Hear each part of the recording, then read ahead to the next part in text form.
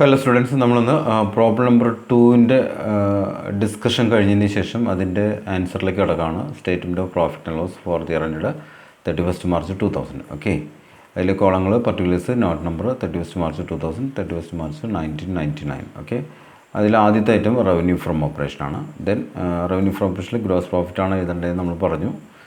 Other ഇൻകത്തിൽ dividend, ഇങ്ങനെ രണ്ട് ഹെഡുകളായിട്ടാണ് എഴുതുന്നത്. ടോട്ടൽ ഇൻകം എ നമുക്ക് ടോട്ടൽ ഇൻകം ആയിട്ട് കൊടുക്കാം. അതിനുശേഷം അടുത്തത് എക്സ്പെൻസസ് ആണ്. എക്സ്പെൻസിൻ്റെ താഴെ മെറ്റീരിയൽ കൺസ്യൂംഡ്, അത് ഇല്ലില്ല എന്ന് പറഞ്ഞാൽ purchases of stock in trade ഇല്ല. നമ്മൾ അതിൻ്റെ ആ ഫോം പാലിക്കാൻ വേണ്ടി നമ്മൾ അത് എഴുതിയിരിക്കുന്നതാണ്. ഓക്കെ, അപ്പോൾ അതിൽ നമുക്ക് അങ്ങനെ അത് ഇല്ലെന്ന് എഴുതാം, അല്ലെങ്കിൽ ഇങ്ങനെ ഹൈഫൺ ഇടാം. ദെൻ ചേഞ്ചസ് ഇൻ ഇൻവെൻട്രീസ്, അതും ഈ പറഞ്ഞ പോലെ ഇതിലും ഇവിടെ നമുക്ക് ഐറ്റംസ് ട്രേഡിങ്ങുള്ള ഗ്രോസ് പ്രോഫിറ്റാണ് തന്നതുകൊണ്ട് നമ്മളത് ഇതിൽ ഒഴിവാക്കുന്നു. അത് ഇതിലേക്ക് എഴുതേണ്ട കാര്യമില്ല എന്നുള്ളതാണ് നമ്മളതിന് മനസ്സിലാക്കേണ്ടത്. ഓക്കെ, അപ്പോൾ അതിനുശേഷം നമ്മൾ എംപ്ലോയി ബെനിഫിറ്റ് എക്സ്പെൻസ്, അതിന് വർക്കിംഗ് നോട്ട് വരയ്ക്കണം. ഫിനാൻസ് കോസ്റ്റ് ഇല്ല. ഡിപ്രീസിയേഷൻ ആൻഡ് അമോർട്ടൈസേഷൻ എക്സ്പെൻസ്, അതിൻ്റെ വർക്കിംഗ് നോട്ട് വരയ്ക്കണം. അതർ എക്സ്പെൻസിന് വർക്കിംഗ് നോട്ട് വരയ്ക്കണം. ദെൻ ടോട്ടൽ കണ്ടുപിടിക്കുക. ടോട്ടൽ കണ്ടെത്തിയതിന് ശേഷം ഇൻകത്തിൻ്റെ ടോട്ടലും എക്സ്പെൻസിൻ്റെ ടോട്ടലും തമ്മിലുള്ള ഡിഫറൻസ് പ്രോഫിറ്റ് ബിഫോർ ടാക്സ് ആയിട്ട് എഴുതാം. ദെൻ പ്രൊവിഷൻ ഫോർ ടാക്സ് കുറയ്ക്കുക. ദെൻ പ്രോഫിറ്റ് ആഫ്റ്റർ ടാക്സ് കിട്ടും. ഇതിന് ഏണിങ്സ് പെർ ഷെയറിൻ്റെ അത് കണ്ടുപിടിക്കുക. അപ്പോൾ നമുക്ക് എന്നിട്ട് അതിൻ്റെ വർക്കിംഗ് നോട്ടിലേക്ക് കിടക്കാം. അതായത് പ്രോഫിറ്റ് ആൻഡ് ലോസ് അക്കൗണ്ടിൻ്റെ വർക്കിംഗ് നോട്ടാണ് നമ്മൾ ആദ്യം തയ്യാറാക്കാൻ പോകുന്നത്. അപ്പോൾ എംപ്ലോയി ബെനിഫിറ്റ് എക്സ്പെൻസ് എന്ന് പറഞ്ഞ ചോദ്യത്തിൽ നമുക്ക് തന്നിരിക്കുന്നത് സാലറീസ് ആൻഡ് വേജസ് മാത്രമാണ്. അപ്പോൾ ചോദ്യത്തിലെ സാലറീസ് ആൻഡ് വേജസ് എത്രയാണ്? സാലറീസ് ആൻഡ് വേജസ് നമുക്ക് തന്നിരിക്കുന്നത് 2,20,000 അല്ലേ? അങ്ങനെയല്ല, നമുക്ക് തന്നിരിക്കുന്നത് 2,20,000 ആണ്. അപ്പോൾ ചോദ്യത്തിലേക്ക് നോക്കുക, എന്നിട്ട് 2,20,000 എമൗണ്ട് കോളത്തിലടിക്കുക. ഓക്കെ, ഫസ്റ്റ് കോളം മാത്രമേ ആവശ്യമുള്ളൂ. പിന്നെ അടുത്തത് ഡിപ്രീസിയേഷൻ ആൻഡ് അമോർട്ടൈസേഷൻ എക്സ്പെൻസാണ്. അതിൽ ഡിപ്രീസിയേഷൻ ഓൺ ബിൽഡിംഗ് എല്ലാ ഫിക്സഡ് അസറ്റുകൾക്ക് എല്ലാത്തിനും 10%, 10% പ്രൊവൈഡ് ചെയ്യാനാണ് പറഞ്ഞിരിക്കുന്നത്. അപ്പോൾ 6 lakhൻ്റെ 10% എന്ന് പറഞ്ഞാൽ 60,000 വരും. ഓക്കെ, ദെൻ അടുത്തത് ഫർണിച്ചറിൻ്റെ 10%, ഫർണിച്ചറിൻ്റെ 10% എന്ന് പറഞ്ഞാൽ 6,000 വരും. ഓക്കെ, ഓൺ മോട്ടോർ വെഹിക്കിൾസ് 60,000 10% 6,000 വരും. ഓക്കെ, ദെൻ ടോട്ടൽ 60,000, 6,000, 66, 72, 72,000 ആണ് ടോട്ടൽ ഡിപ്രീസിയേഷൻ ആയിട്ട് വരാം. അപ്പോൾ അത് നമുക്ക് വേണമെങ്കിൽ അതിൻ്റെ ഒരു ടോട്ടൽ എന്ന് പറയത്തക്ക രീതിയിൽ നമുക്കൊന്ന് ഇവിടെ ടൈപ്പ് ചെയ്തേക്കാം. ടോട്ടൽ ഏതിൻ്റെ ടോട്ടൽ? ഡിപ്രീസിയേഷൻ ആൻഡ് അമോർട്ടൈസേഷൻ്റെ ടോട്ടൽ എന്നുള്ള ഇതിലേക്ക് നമുക്ക് കൊണ്ടുവന്ന് എഴുതിക്കാം. ഓക്കെ, അടുത്ത അതർ എക്സ്പെൻസ് ആണ്. അതർ എക്സ്പെൻസിലേക്ക് നമുക്ക് വരുന്ന ഐറ്റംസ് എന്തൊക്കെയാണ്? അതർ എക്സ്പെൻസിൻ്റെ താഴെ വരുന്ന ഐറ്റംസ് ഡയറക്ടേഴ്സ് ഫീസ്. ചോദ്യത്തിൽ നോക്കുക, ഡയറക്ടേഴ്സിൻ്റെ ഫീസ് 8,000 ആണ് നമുക്കുള്ളത്. പിന്നെ ഇലക്ട്രിസിറ്റി ചാർജസ് 25,000 ആണ് നമുക്ക് തന്നിരിക്കുന്നത്, അത് എഴുതാം. ദെൻ റെൻറ്റ് നമുക്ക് 10,000 ആണ് തന്നിരിക്കുന്നത്, 10,000 നമ്മൾ ടൈപ്പ് ചെയ്യുന്നു. ദെൻ 15,000 എന്താണത്? Auditors fees 15,000. Then loss and revaluation of stock. Trial balance നമുക്ക് 4 ലക്ഷം തന്നിട്ടുണ്ട്. അഡ്ജസ്റ്റ്മെൻറ്റിൽ റീവാല്യൂ ചെയ്തപ്പോൾ 3,60,000 എന്ന് പറഞ്ഞു. എന്ന് വെച്ച് കഴിഞ്ഞാൽ അവിടെ നമുക്കൊരു 40,000 രൂപയുടെ നഷ്ടം സംഭവിച്ചിട്ടുണ്ട്. ആ 40,000 രൂപയാണ് നമുക്ക് ഇവിടെ റെക്കോർഡ് ചെയ്യേണ്ടത്. എന്നിട്ട് ഈ 40,000, 15,000, 10,000 ഇതൊക്കെ കൂടി കൂട്ടുക.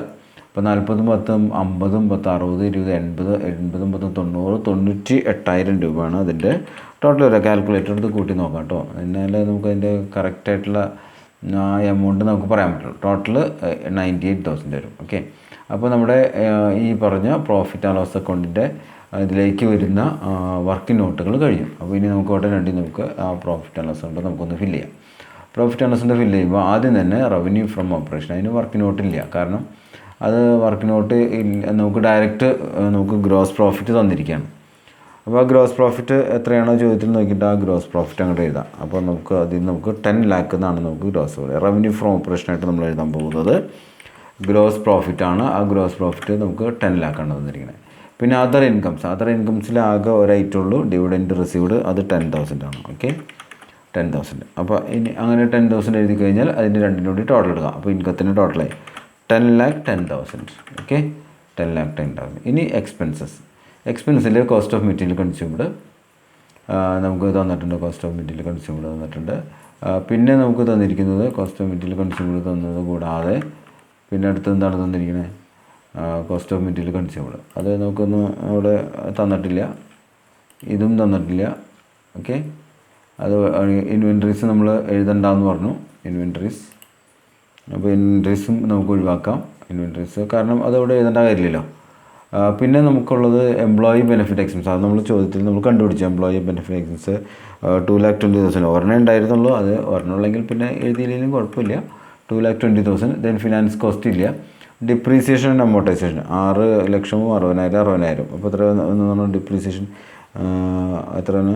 ഡിപ്രീസിയേഷൻ 72,000. 60,000 6,10,000 60,000. 60,000ൻ്റെ 10,000 6,000. വീണ്ടും ഒരു 60,000ൻ്റെ 10,000 6,000. അപ്പോൾ 60,000 + 6,000 + 6,000. അപ്പോൾ 66, 66, 72. 72,000 നമുക്ക് ഡിപ്രീസിയേഷനായിട്ട് നമ്മുടെ വർക്കിന് വേണ്ടി 2 നമ്മൾ എഴുതിയാണ്.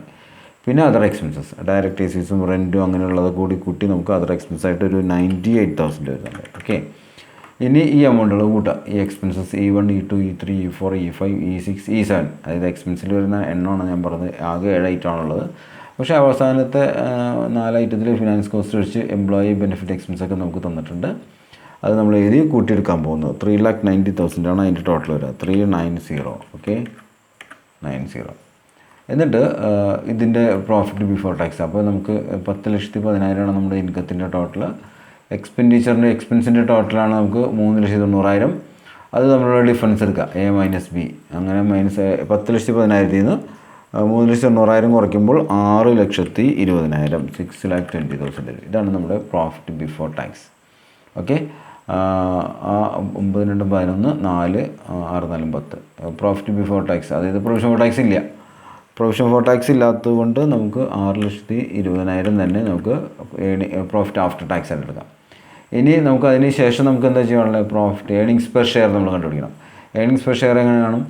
ഈ 6,20,000 നമ്പർ ഓഫ് ഷെയർസ് കൊണ്ട് ഡിവൈഡ് ചെയ്യുക. നമുക്ക് ബാലൻസ് ഷീറ്റ് തന്നിട്ടുണ്ട്, ട്രയൽ ബാലൻസിനകത്ത് തന്നിട്ടുണ്ട്.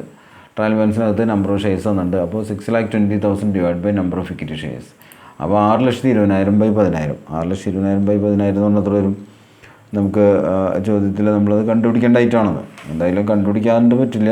നമുക്ക് number of equity shares EPS എന്ന് പറയും. EPS ബേസിക് EPS ആണ് നമുക്ക് കണ്ടത്. 6,20,000 ഡിവൈഡഡ് ബൈ 10,000. അത്രയും പൂജ്യങ്ങളോട് കളഞ്ഞാൽ മതി അല്ലേ? 4 പൂജ്യം ഒഴിവാക്കാം. 4 പൂജ്യം ഒഴിവാക്കി എത്ര 62 രൂപ വരും EPS. 62 ആണ് EPS ആയിട്ട് വരുന്നത്. ഓക്കെ, 62.00 കേട്ടോ, കുഴപ്പമില്ല. ഇതാണ് നമ്മുടെ profit and loss account. Okay, അപ്പോൾ ഇതൊന്ന് ശ്രദ്ധിച്ച് ചെയ്യാം കേട്ടോ. നമ്മുടെ ആൻസറിലുള്ള ആദ്യത്തെ ആൻസറാണ്, ഫസ്റ്റ് സ്റ്റേറ്റ്മെൻറ്റാണ് income statement. Okay, thank U.